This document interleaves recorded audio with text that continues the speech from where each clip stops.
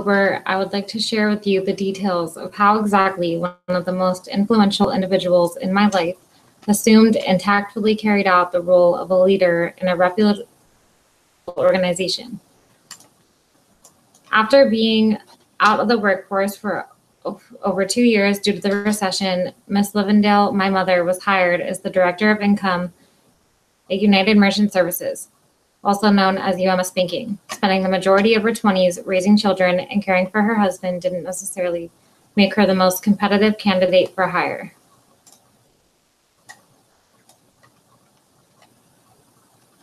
She had worked for brief periods in the financial industry after putting her dream of completing college on pause when she was 22. Within a year of being hired by UMS, Miss Livendale was approached by the owner and offered the opportunity to lead in a formal capacity. To assume the position of vice president, this greatly surpassed her own expectations for herself, let alone those of everyone around her.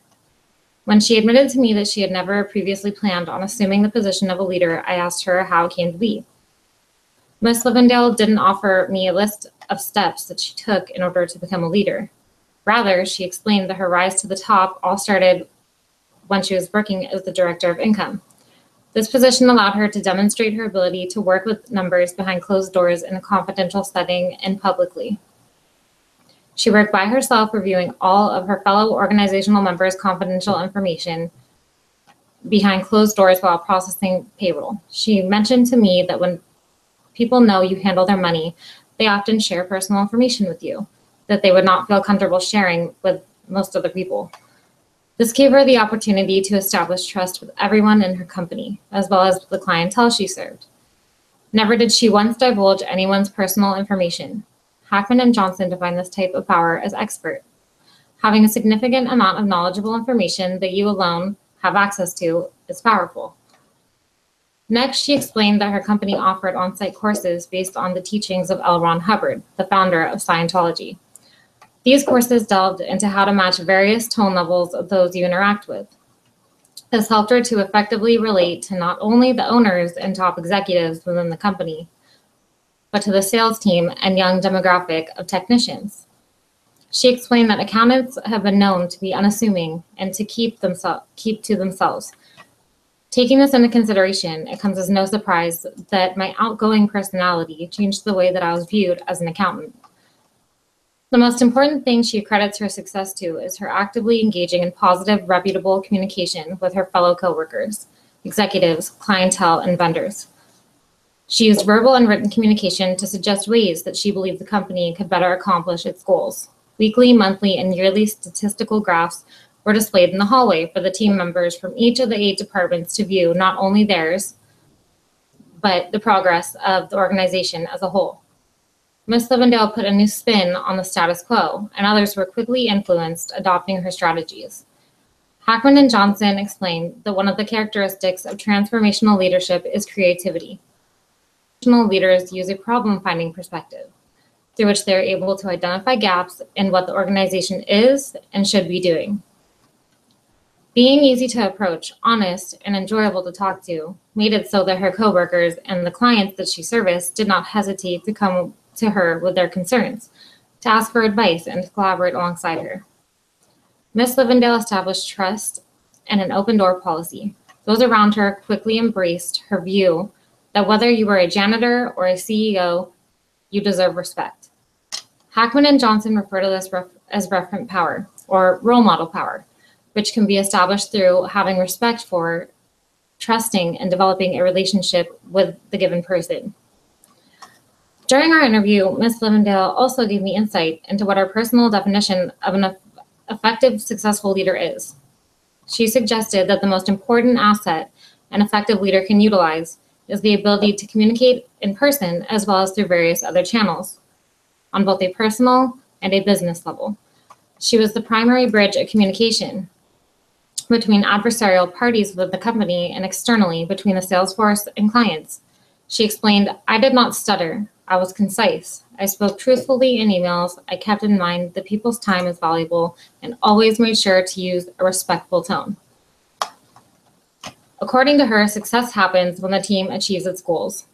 Her organization used incentives like half days off and trips to Disneyland, which she personally believes were excellent motivators for each of the divisions.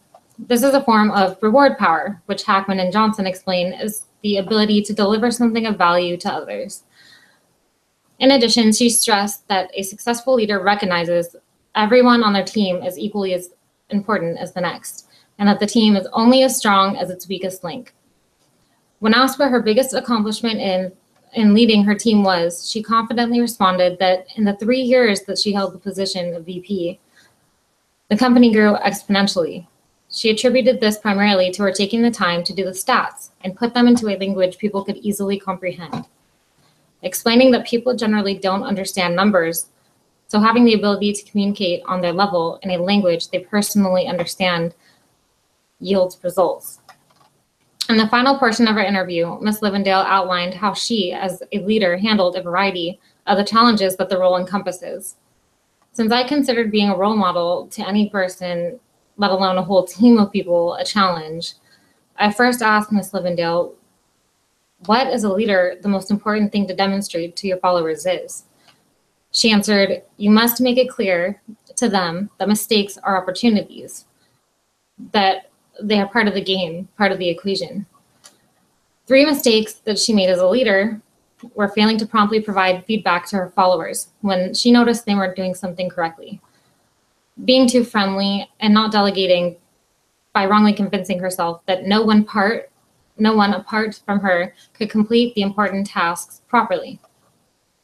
Next, I asked her how she went about leading through change, presenting new possibly unfavorable ideas, and responding to effectively to criticism.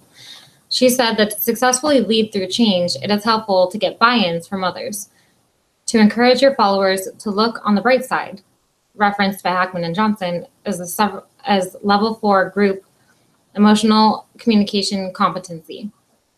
And leading through change, there were several occasions on which she had to present new ideas that she was certain others would not favor. She managed this by presenting a scope of pros and cons, resources available, and potential barriers that could possibly arise. She showed her followers that she had taken the time to think it out and then asked them for their personal contribution. Ms. Livendale went on to say that, of course, these suggestions don't always necessarily work, and that a leader must be prepared to receive and respond to criticism from their followers.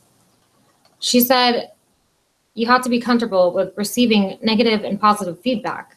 Sometimes the best way to get someone to agree with you is to ask them questions about how they would approach the given situation.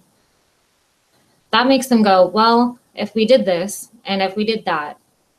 When they start hearing it out loud and collaborating with each other as a team, they will likely see where you're coming from more clearly. A lot of the time, criticism is due to the fact that they may not have a full understanding of the situation at hand. According to Hackman and Johnson, leaders who use a democratic communication style engage in supportive communication that facilitates interaction between the leader and their followers. This leader encourages follower involvement and participation in the determination of goals and procedures. In conclusion, Ms. Livendale never intentionally intended on becoming a leader. As she gained knowledge from the courses she was offered to take and collaborated alongside each of the company's 8 divisions, she realized she had an exceptional ability to relate to the fellow members of the organization, regardless of what their title was. Her initial position enabled her to prove that she has the smarts to play in the big leagues. And knowing the stats on everyone's financial standing within the company and protecting that information meant that she held a unique form of power. This allowed her to lead the way to change. People trusted her and they understood what she was talking about. They believed in her.